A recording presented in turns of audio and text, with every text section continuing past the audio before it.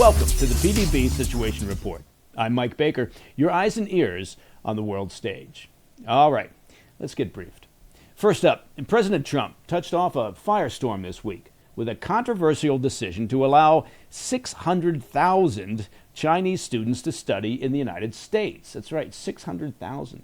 Frank Gaffney of the Institute for the American Future joins us with his take. Later in the show, is Hezbollah finally down for the count? Lebanon is floating a plan to persuade the militant group to give up its weapons, while Israel signals it might pull its forces back. We'll get analysis from David Daoud of the Foundation for Defense of Democracies. But first, today's PDB Spotlight. This week, the White House announced its plan to allow 600,000 Chinese nationals to study in the U.S. Supporters argue the move is pragmatic. Universities depend heavily on the tuition paid by foreign students, and shrinking enrollments have left many schools struggling to stay afloat. However, critics are warning of the national security risks. And you know what? They're not wrong. The FBI has repeatedly cautioned that Chinese students and researchers are often used to gather intelligence, transfer technology, and expand Beijing's influence. Others say the plan could also limit opportunities for American students, particularly in elite science and engineering programs. So, you ask, is this a savvy negotiating tactic with Beijing or a dangerous opening for China? Well, joining us now is Frank Gaffney. He's the former Deputy Assistant Secretary of Defense in the Reagan administration and the president of the Institute for the American Future. Frank, thank you very much for taking some time here. We're on the Situation Report. Always delighted to do it, Mike. Thank you. No, well, let's start with this issue of the 600,000 visas for Chinese students. What do you think about it? I think the 270,000 that we have already issued to Chinese students is a terrible mistake. And I was very heartened when in May, about 3 months ago to the day, Secretary of State Marco Rubio announced in the name of Donald Trump that we were going to cut back on those visas and police up, those who were not ones we wanted in this country. The idea of, bringing, I guess, 600,000 more, or maybe just even doubling the number that we have, seems to me to be a truly epic mistake, because we know that the Chinese use these students in a lot of nefarious ways. First of all, they're hand-selected to come here. Typically, they're from Chinese Communist Party members, families, or otherwise are known to be, with the program. They're sent here with the explicit understanding that under Chinese law, they must do whatever they're told to do by the Chinese communists. And that can mean everything from the theft of intellectual property to espionage to smuggling in dangerous pathogens to subversion, perhaps even sabotage. And there's no way we're going to be able to keep track of all of these characters. So when you add the 270,000 and pick a number, I've heard as high as 100,000 individual, single, unaccompanied, that is to say, military-aged men that Joe Biden let in the country, who are, I think, properly suspected of being People's Liberation Army soldiers. And then you talk about putting another 600,000 on top of that. You could have 1 million people, all of whom are in sort of the fighting age category, demographic. And it's a formula for, I think, disaster. So I'm prayerful that the president is going to reconsider this idea and revert back to the policy that Secretary of State Rubio announced just 3 months ago. Mm-hmm. Now, I know this is speculation, but do you think is it that he threw this out there? I mean, oftentimes you'll get comments coming out of a Trump administration that are just being tossed at the wall to see what sticks. at times, and sometimes it's for negotiation purposes. Do you think that this was with this increase in visas for Chinese students, was it just part of a larger game plan for negotiating with the Chinese over trade talks, or do you think he actually believes this idea that it's a way to fiscally shore up universities around the country because they tend to pay full freight when they come over? I just don't know. He has said the second is operating. The first sounds right. But whatever the motivation, I think he's got to reconsider this. And as you say, sometimes they just, run the flagpole something and see if anybody salutes. I think this is being pretty uniformly and on a bipartisan basis, described as a very, very actually dangerous idea, not just ill-advised, but dangerous idea for the American people and for our country. And my hope is that the president will see that, like Cracker Barrel, it made a mistake and, pivot. I did not see you using the Cracker Barrel analogy here, Frank, but I think it fits. It's good. Yeah, I've called this a Cracker Barrel There is no moment. doubt. It is you know what it is, and I do love Cracker Barrel. But look, the problem here is I think the general public. It's become more of a focus because of the Trump first administration and now the second administration. They have shined a light on the theft of intellectual property, economic espionage, the theft of R&D. The costs to the U.S. over the decades has been incalculable. We don't know. We can't put a price tag on how costly it has been. And they've been very aggressive in a variety of ways, including the academic arena. I will say one of the very first things I did in the agency, I spent some 20 years on the operations side. One of the very first things I did was work a case that involved a Chinese student, attending grad school. And, that was back when I could pass as a grad student, right? That's not going to happen anymore. So that was a long time ago. And what they had done was they basically just sent him over to go to school. And he was associated with the PLA Intel apparatus we'd identified, and his job was just to get great grades in grad school after he graduated from undergrad, and then his job would to be get a job, right? And they didn't really care, right? That's their vision is way down the road. So their thought was get a job, get another job. Eventually, you end up at Raytheon, maybe you'll end up at Corning. We don't know, but they were willing to put in that investment. And considering how many years ago that was.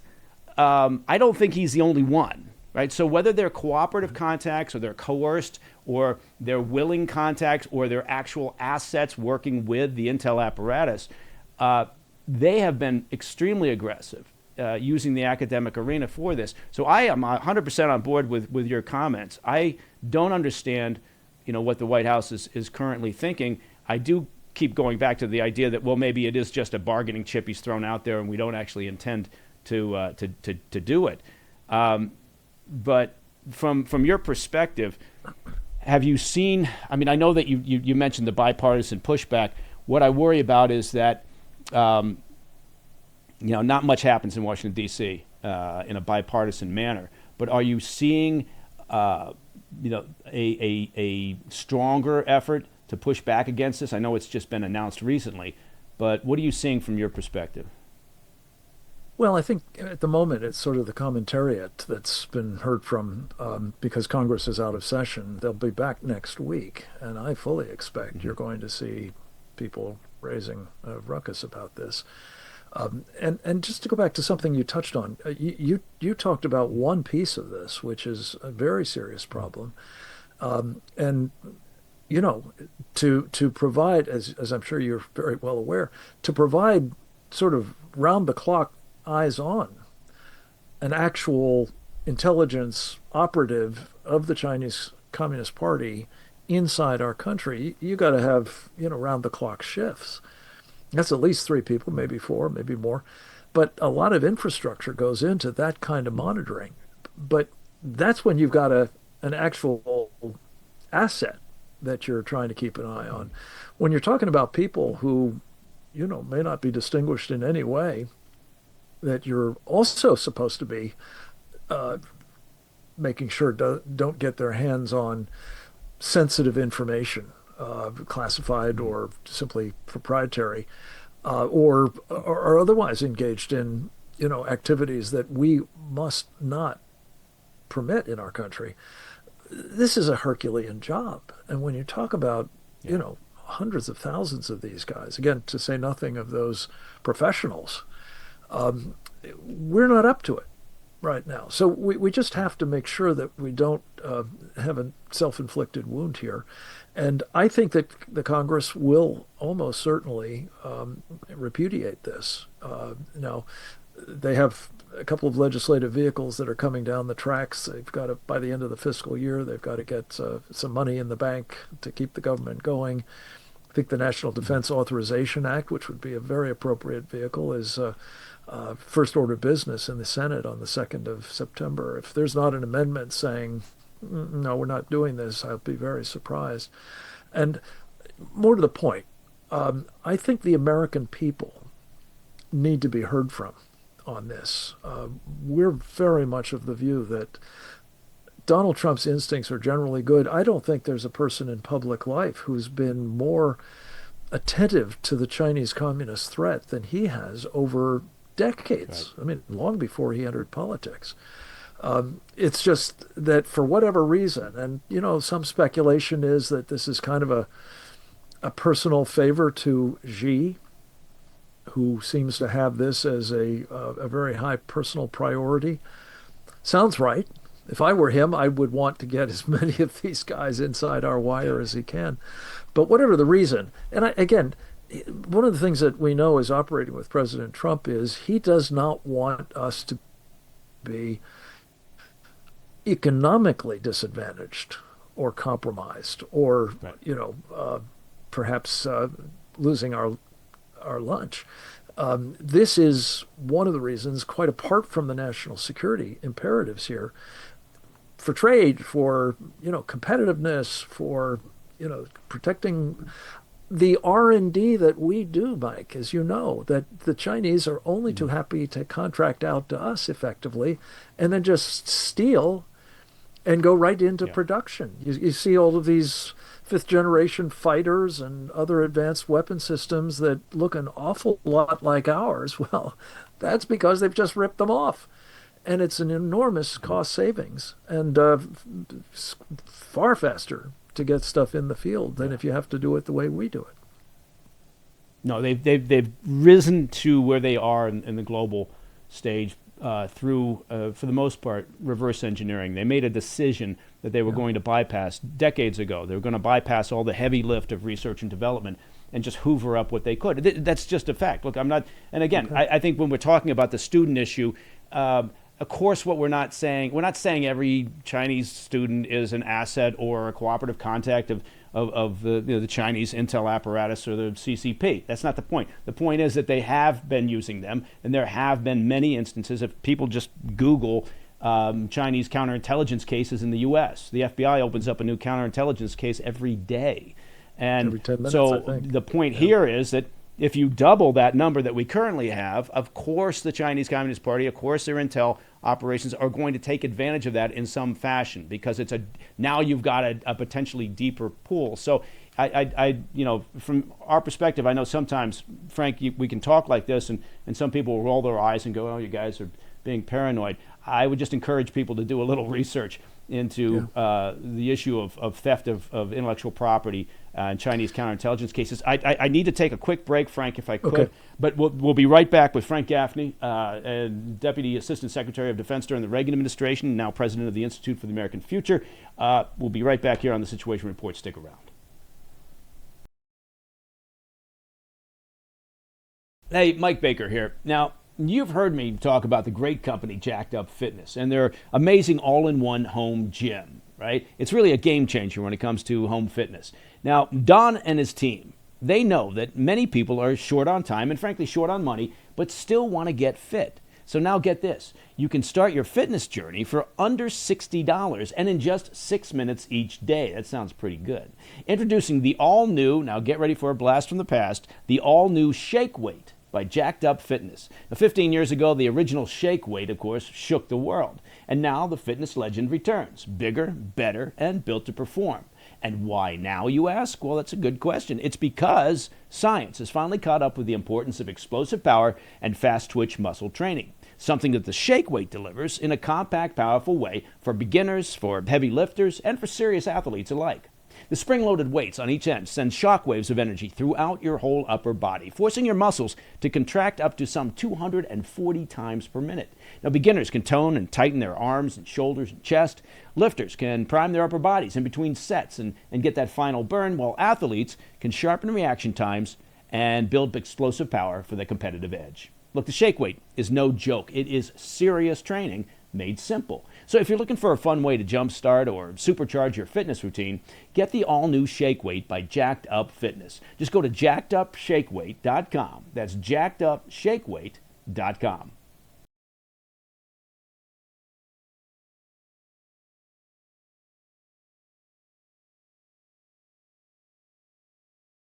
Welcome back to the PDB Situation Report. Joining me once again is President of the Institute for the American Future, Frank Gaffney. Frank, thanks for sticking around here. I interrupted you during our last segment. We were talking about the issue of the visas, Chinese students.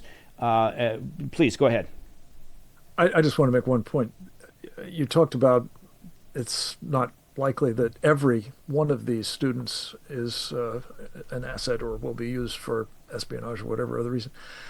That may or may not be so. Every single one of them has a legal obligation, though, to be if asked. Mm-hmm. And more to the point, there are these things called overseas Chinese police service centers. They rolled one of them up in New York City, but they're estimated to be another 7, maybe 8 of them across the country. Their service, if you will, is to bring in any Chinese national or even first-generation American whose family hails from China, and put him in a room where they can see on a television screen a loved one in police custody in China. And the message is very clear. You will do what you're told to do, or something bad will happen to your loved ones. That's the kind of coercive capability that the Chinese communists have specialized in and will wield at will with any of these individuals who they feel can be of service.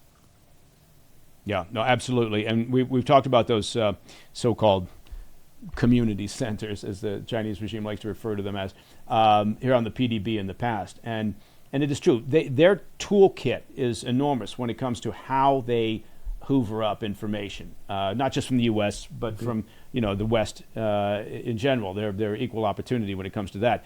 And they've got the mentality that says, and they have the resources that says that we'll gather up everything, and then we'll sift through it and decide whether it's of use to our government, maybe to one of their supposed pseudo-state-owned enterprises. And so, they've been aggressive for generations. And it's one of those cases where I think the public is just now, in part because, as you pointed out, the Trump administration has been shining a light on it. They're just now starting to understand the depth of this problem. So again, I agree with you. I want to shift off of the student visas, but they need, exactly. And I think and the reason we'll be watching the is issue because the purpose of all of this, Mike, as you know, is to destroy this country. The whole unrestricted warfare of which Chinese students as spies is just one element. Yeah, no, they view this, certainly Xi does, and his predecessors, they view the Chinese regime as being at the top of the food chain. That is 100%. That is from their perspective, they're right. That is exactly where they want to be. And whether we like it or not, that has put them on a war footing, in a sense, for quite some time. We just don't seem to necessarily understand it. Let me ask you about this. I want to switch. I want to stay on China, but I want to switch our focus. The war in Ukraine and China and the role that they play. Why do you think the White House is reluctant? They slapped a 25% tariff on India, which is the number 2 consumer of Russian energy, China being the number 1. So they went after India, kind of, focused a light on them. But all they've been doing with China is talking about, well, there could be consequences, but nothing so far. Why the reluctance, do you think? It's a great question, and I'm very anxious about it. I think it's a terrible mistake, and especially if it's motivated, as my friend Gordon Chang has speculated, by the fact that President Trump has been persuaded that we must be concerned about the stability of the Chinese government. Mustn't do anything that would endanger it, that would perhaps cause it to, and permit a chaotic situation to emerge as it falls from power. My view is it is in the vital interests of the United States that the Chinese Communist Party do exactly that at the hands of the Chinese people.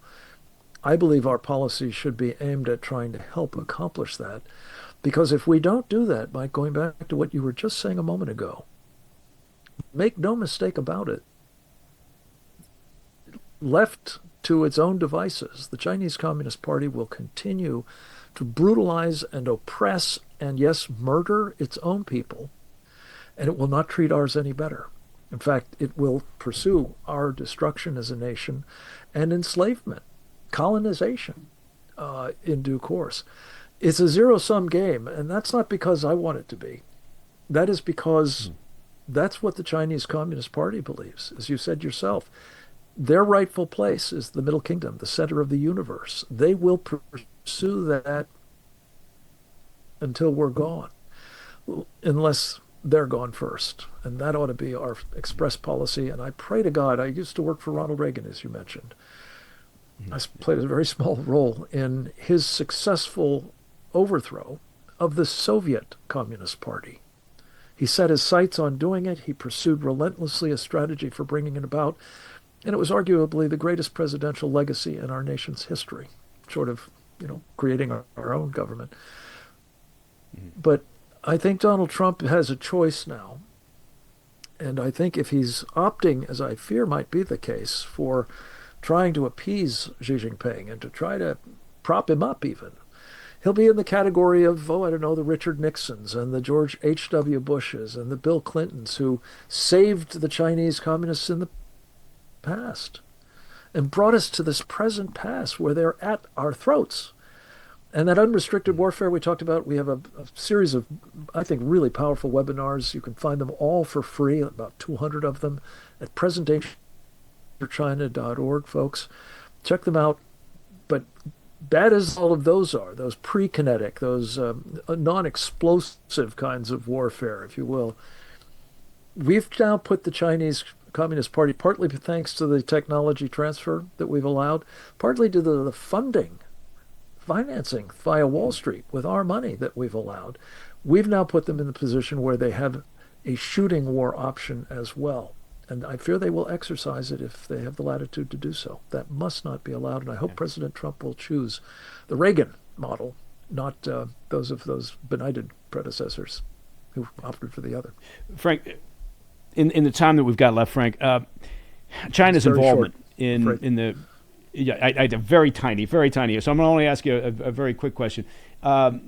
China's support of Russia in their conflict with Ukraine, their invasion of Ukraine, from your perspective, how important has that been to Putin?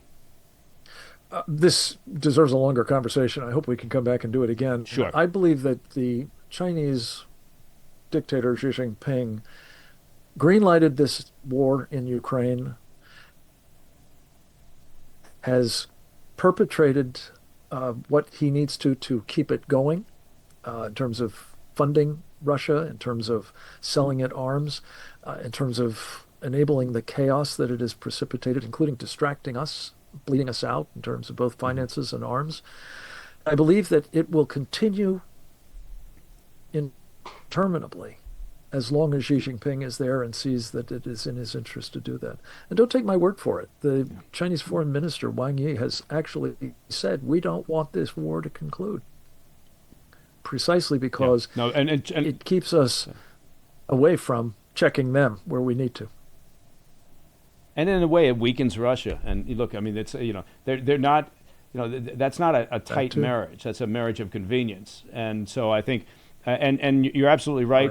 China, the regime, will always ruthlessly do what's in their own best interests. Frank Gaffney, president of the Institute for the American Future, thanks again for joining us here on the Situation Report and sharing your insight. All right, coming up next, could Hezbollah finally be pressured into laying down its weapons?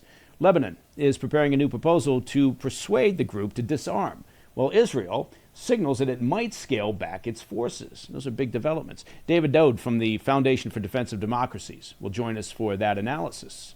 Stay tuned.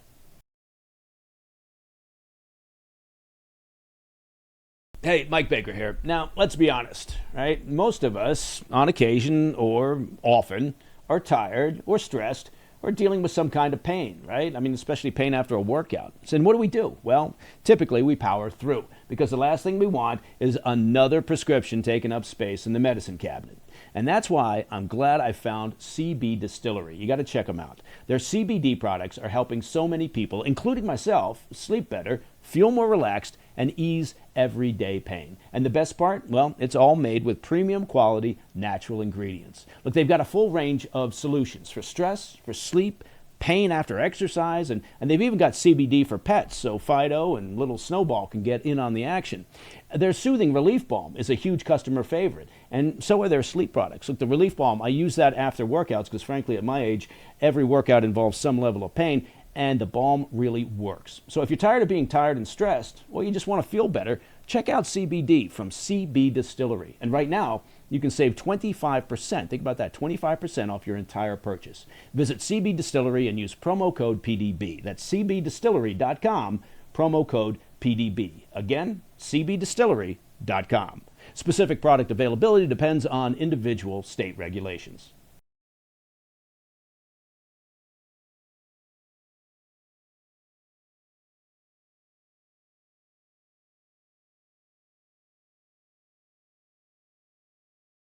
Welcome back to the PDB Situation Report. Lebanon is preparing to present a plan aimed at persuading Hezbollah to disarm. U.S. envoy Thomas Barrack said Tuesday the proposal won't involve military coercion, but rather political and economic measures designed to encourage Hezbollah fighters, many of course funded by Iran, to put down their weapons. Israel is expected to submit a corresponding framework for a partial military withdrawal if Hezbollah complies. Now, it's a very unusual development. For decades, the group has been seen as Lebanon's most powerful armed faction, unwilling to part with its arsenal. Still, financial strain, waning popularity, and Iran's own troubles could be changing the calculus. To break down what this could mean for Lebanon and the wider region, we're joined by David Daoud, Senior Fellow at the Foundation for Defense of Democracies. David, thank you very much for coming back on the Situation Report. I'm glad we didn't scare you away the last time. No, it's been great every time. Glad to be back on. Excellent. Okay, let's start from the top with this. How important, from your perspective, are these developments regarding Lebanon? Well, look, I mean, I think what we're seeing is in some ways a momentous change, and in some ways it's more of the same old. Who could have imagined just a handful of years ago, or even last year, that the Lebanese government would have taken a preliminary decision to disarm Hezbollah? It's pretty significant that this boldness has emerged. It's a testament to the weakened state that the organization finds itself in between the war with Israel, between the loss of its lifeline through Syria with the downfall of Bashar al-Assad, and the weakening of the Iranian regime with its recent war with Israel and the decimation of most of its regional assets. So Hezbollah is in a squeeze, and it has one card to rely on that it's pushing back on. Now, look, I like to say I'm not the confessor of Lebanese president or the prime minister. I don't know what's in their heart of hearts. Part of me feels, I'll admit, that this is the same old Lebanon that is, trying to buy time with empty gestures and wait until, international attention just moves elsewhere. Hey, we're talking to Hezbollah. We have to talk it out. We don't want to lead the civil war. I mean, this is the talk that kept Lebanon from disarming Hezbollah for the 18 years between 2006 and 2023, when the most recent war erupted. We're seeing a little bit of that. That's still there. So it's problematic, but at the same time, there is more potential today for Lebanon to do something than at any point in the past. So those two things are in competition. Yeah, and so I mean, I take from what you're saying that because in the past, look, the Lebanese military didn't really have the ability to unilaterally disarm Hezbollah. That wasn't going to happen, right? I mean, the Lebanese military was very famously kind of second to Hezbollah, but so it's more about the weakening that's taken place, certainly rather than any sort of change of heart or any. I don't want to sound too cynical, but this is not about various factions in Lebanon thinking we want to move in the right direction and do what's best for our citizens. This is more about an opportunity because Hezbollah has been hit so hard over the past year and a half. I think, look, the cynicism is largely justified. I think there's partially that. Look, when dealing with Hezbollah, when wanting to disarm Hezbollah, the question is always it's kind of a calculus or a balance of pain. On the one hand, you have the trouble that you're going to have to go through to disarm Hezbollah. And part of it is that you touched on it's Hezbollah's military strength that's been degraded. But the other part of it that hasn't been degraded, we've seen no indication that it's been degraded, is Hezbollah's vast Shiite support, right? They brought out, according to Information International, the Lebanese consultancy group, about 900,000 people, minimum, almost 700,000 people to Nasrallah's funeral. They swept the municipal elections, right? We haven't seen the massive uprisings of Shiites or even any uprisings of Shiites of any considerable number against Hezbollah saying, hey, you destroyed our lives. We don't want you anymore. So that's still in Hezbollah's back pocket. And when you as the Lebanese have to go against Hezbollah, you're not just worried about the organization, its military strength, you're worried about that entire deep support base that could lead you to civil war. So that's on the one hand. So you have civil war on the one hand. On the other hand, you have the pain brought by Israeli military. The longer Hezbollah remains armed, the more it provokes Israel, the more Israel is going to attack. There's going to be future wars. Now there's an additional additional factors on the calculus of pain for Lebanon. It's the fact that the international community for some time now is saying, hey, we're not playing along with this anymore, right? Lebanon's economy collapses in 2019. Lebanon is desperate for funds. It's desperate for assistance. None of its traditional financiers are coming to help. The United States is saying no international aid until there's overhaul of the system. The Gulf states are saying no money because we see Hezbollah. So you have to weigh these calculus of pain, which is going to be more painful for you to endure the lack of assistance and potentially more Israeli military pressure, or to go toe-to-toe with Hezbollah. And that's where we are. And it's that calculus of pain that's motivating the Lebanese more than anything. And what's going to push them forward or hold them back is which one weighs heavier on their decision-making. Okay. For the benefit of the viewers, can you give us, in sort of short order, I know that's not easy, but give us a sort of an overview of the complications of the Lebanese political scene, the various factions that are involved. And we don't need to go all the way back in history, but I think it would be beneficial for the viewers to understand exactly how complex it is there. Look, I mean, Lebanon is a country that its identity is still in formation. To speak of a unified Lebanese national identity, I think is premature. The country is pieced together by a sectarian power sharing system that allocates to each sect prerogatives, right? Protections, prerogatives, right? The Maronites get the presidency, the Sunnis get the premiership, the Shiites get the Speaker of Parliament. And who specifically gets that from among that sect, which Maronite gets it, which Sunni gets it, which Shiite gets it, depends on, it doesn't just go to the sect, it goes to basically these subsectarian feudal warlords, for lack of a better descriptor. And they take their sect's share, and they have the interest of the sect at heart. At least they pretend to have the interest of the sect at heart. That's what they sell their people on. This is what they're representing. So, any decision because of that, because Lebanon is so delicately held together in that way, any decision must be made by sectarian consensus, must be made by getting all the agreement of all these subsectarian feudal warlords to say, hey, agree on this. Now, when it comes to Hezbollah's disarmament, it's a momentous decision. The Shiites in this case we don't know how big the demographic breakdown in Lebanon is, because 1932 is the last census and even that's questionable. But we assume the Shiites, right? There's an assumption the Shiites are the largest sect or the largest growing sect. So if you're Hezbollah, you have a substantial number of these people in your pocket. The other part of the Shiite coin is Amal, right? This the secular Lebanese analog to Hezbollah, but that's working in lockstep with Hezbollah. So right now, the government needs to make this decision.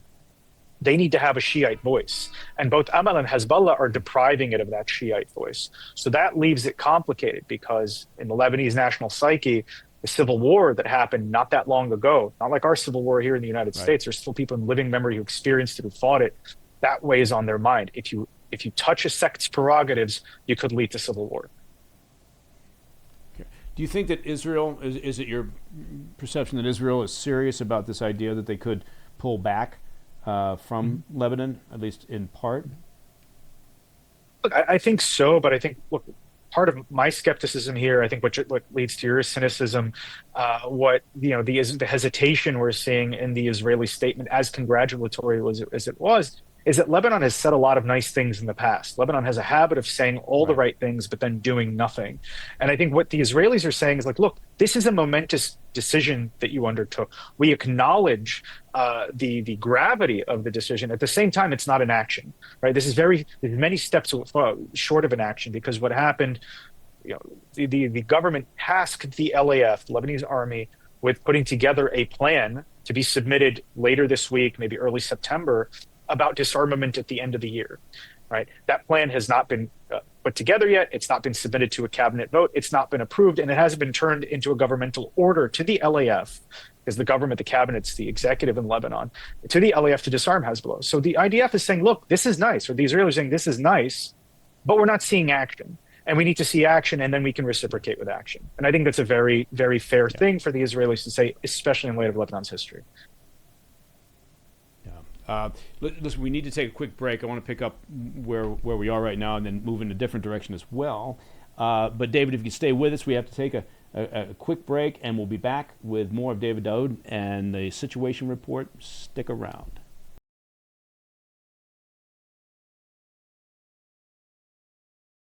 This podcast is brought to you in part by Stash. Now imagine investing without ever picking a single stock. Well, with Stash, the experts handle the hard part for you. Stash isn't just another investing app. It's a registered investment advisor that combines automated investing with expert guidance, so you don't have to worry about figuring it out on your own. Choose from personalized investments, or let Stash's award-winning smart portfolio do the work for you.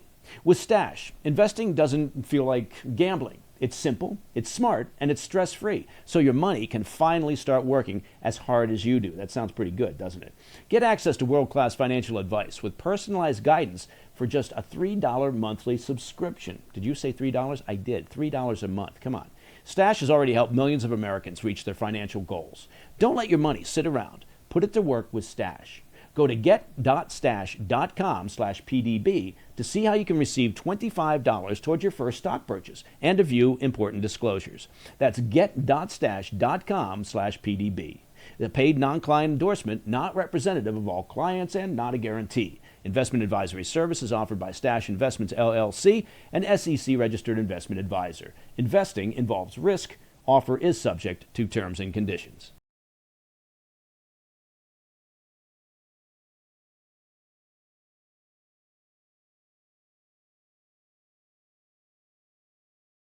Welcome back to the PDB Situation Report. Joining us once again is Senior Fellow at the Foundation for the Defense of Democracies, David Daoud. David, thank you for sticking around. We've been talking about the recent developments and potential for a real sea change in Lebanon. I want to shift a little bit. I understand you were in Israel not that long ago. Give us your perspective, if you could, on where things stand right now, both with the ceasefire that supposedly is on the table and is up for consideration, and the IDF's potential move into Gaza City. Look, I mean, I was in Israel prior to all this, but I'd say the national mood has been for some time. Not everyone, obviously, but the predominant national mood has shifted from a focus to total victory, which we haven't heard a lot of, even coming from the government, to getting the hostages back. I think the Israeli public is tired of the continuation of the war. It's the longest war in Israel's history. It's having an economic drain. Obviously, the IDF was not built for wars to last 2 years. It's having a social drain. You have the IDF is a conscript army. It's an army made up of reservists. These people are coming back to job losses, economic. If they have businesses, the businesses are suffering high rates of PTSD.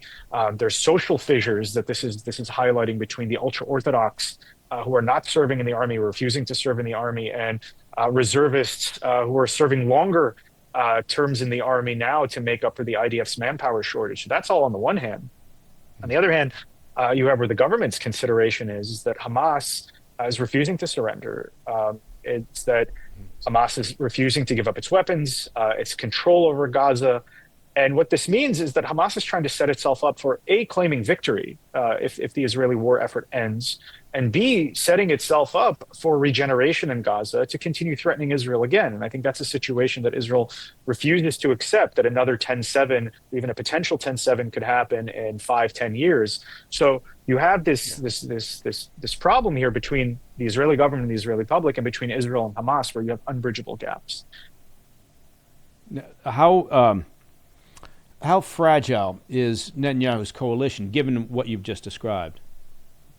Well, it's fragile for several reasons. One is the ultra-Orthodox conscription. We've already seen the withdrawal of the ultra-Orthodox parties from the government, from the cabinet. And now, so this makes him more vulnerable to the remaining coalition members. If those...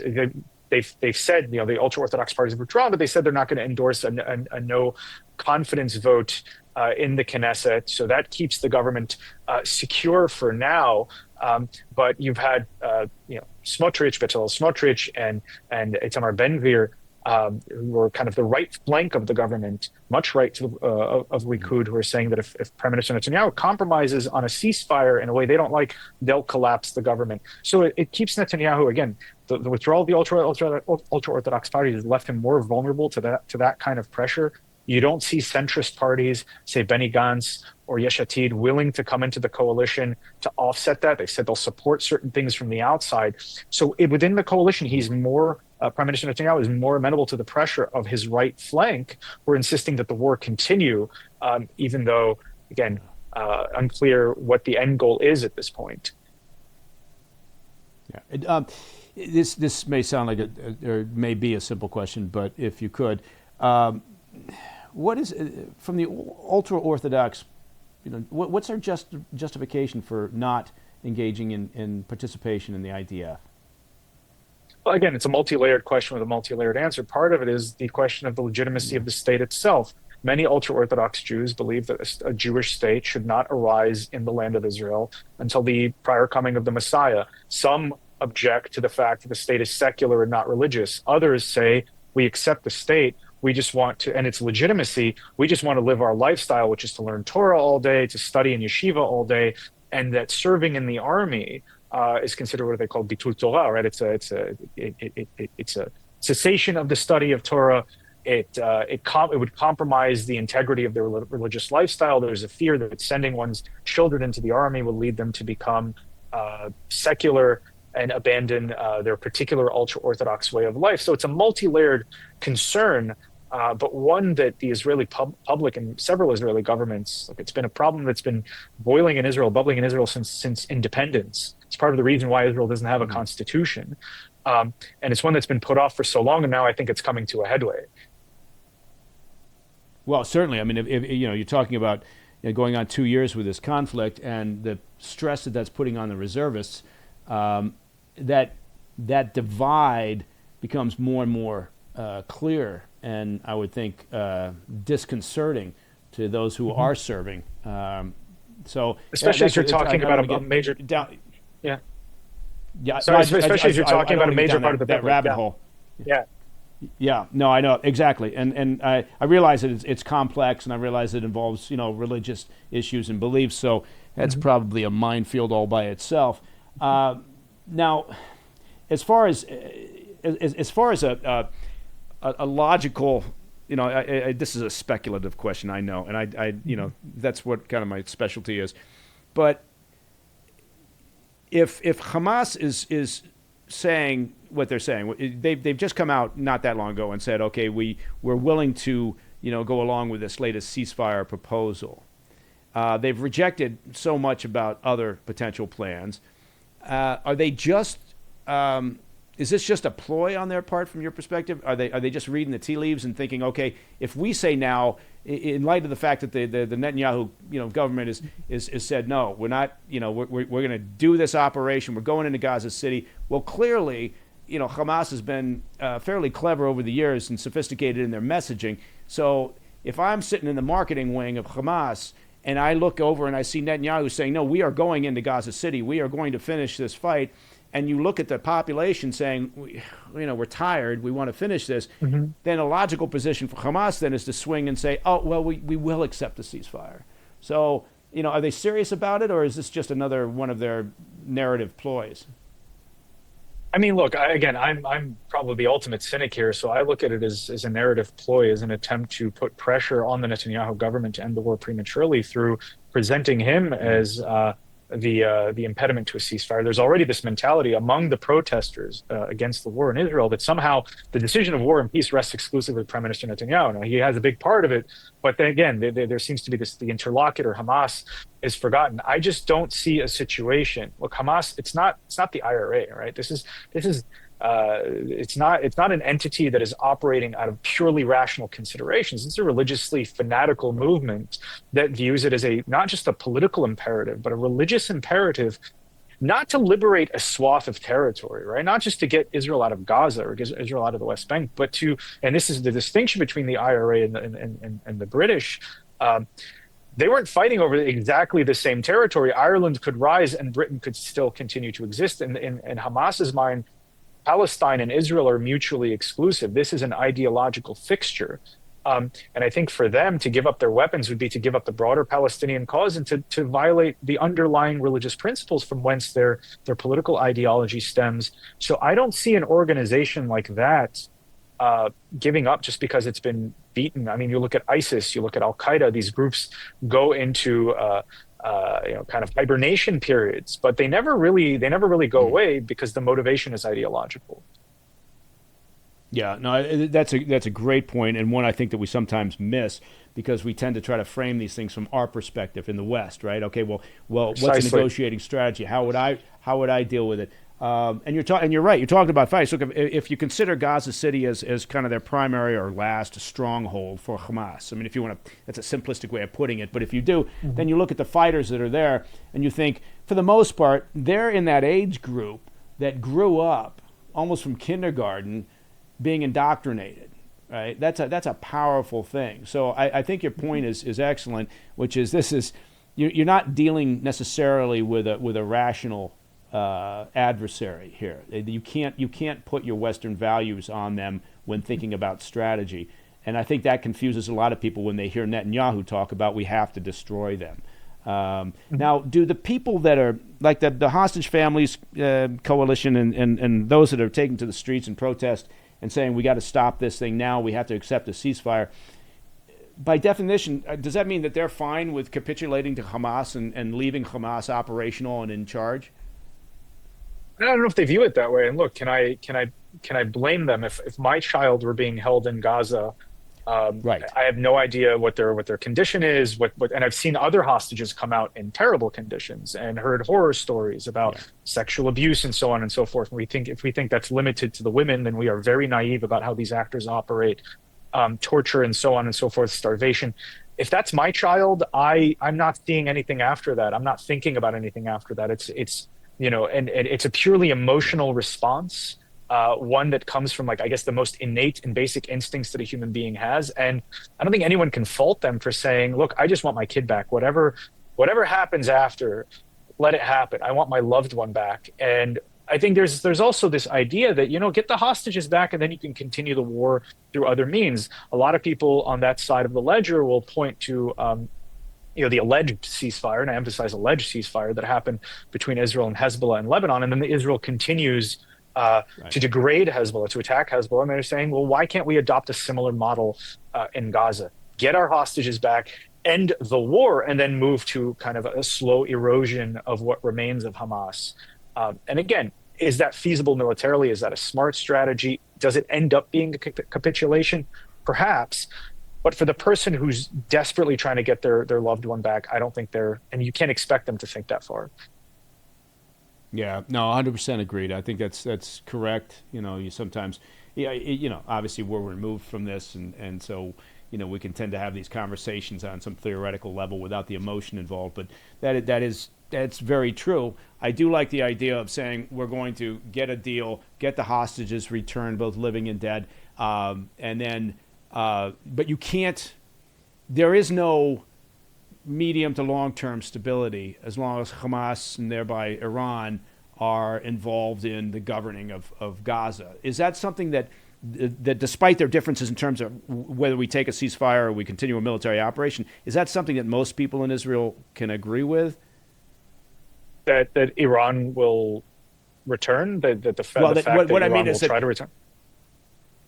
Yeah, what I mean is do most people still, despite where they think we should draw the line here and end the conflict, would they still agree that there is no stability or long-term peace if Hamas remains in charge in Gaza? I mean, even without that, I think the concept of long-term peace and stability isn't something that's in the Israeli lexicon nowadays, but especially if Hamas somehow makes its way back to power, claws its way back up to, regaining its strength, or the path to regeneration even, then of course there's no way Hamas has made it such that there is no compromise that can be reached between Israel and a Hamas governed territory, be it in Gaza or the West Bank or elsewhere. I think most Israelis understand that, but I think the emphasis now is, look, our soldiers are tired. The army is worn out. We want our hostages back. International credibility and credit and support is at the lowest it's been in Israel's history. You have countries left and right, and not adversaries like Russia, but partners like France and the UK and Canada, friends of Israel, coming out and saying we're going to support a Palestinian state unilaterally. I mean, this. Israel could, from their perspective, Israel's winning the battle and losing this broader war for legitimacy, which is even more dangerous, in my opinion. Yeah. So I don't think there's any illusion that Hamas will somehow moderate or become a responsible actor. I think those illusions died on October 6th, or on October 7th rather. And it's just a calculus of what's the worst of two options right now, of two bad options. Yeah. I think Israel lost the international narrative shortly after October 7th, remarkably quickly, right after the brutality of October 7th, in part because, again, I would argue that Hamas is fairly sophisticated in understanding how to drive the various narratives. And then you get something like the Nasser hospital strike, and it just compounds the problem. David, we got a lot more to talk about, but we have no more time. So I'm hoping that you'll continue to come on back, because there's a lot to unpack here in this region. That would be great. David Daoud of the Foundation for Defense of Democracies. Once again, thank you very much for joining us here on the Situation Report, man. I'll see you next time. It is complex, man. Well, that's all the time we have for this week's PDB Situation Report. Look, if you have any questions or you have any comments, or even if you have humorous anecdotes or a limerick, do people still do limericks? I don't know. Please reach out to me at pdb@thefirsttv.com. You know what I'm about to say. The highlight of every week, and I'm serious about this, at the PDB headquarters, which is located in a secret compound underneath a dormant volcano, and I'm giving you too many details as it is when Carl, the mailman, somehow finds us and drops off another sack filled to the brim with your postcards and your emails and your faxes and your telegrams and your Western Union wires. And every month, our amazing team, and that includes the above-average interns, select a bunch of your questions, and we produce one of our critically acclaimed Ask Me Anything episodes. So please keep those cards and letters coming. Finally, to listen to the podcast of the show ad-free, you can do that. Just become a premium member of the President's Daily Brief by visiting pdbpremium.com. I'm Mike Baker, and until next time, you know the drill. Stay informed, stay safe, stay cool.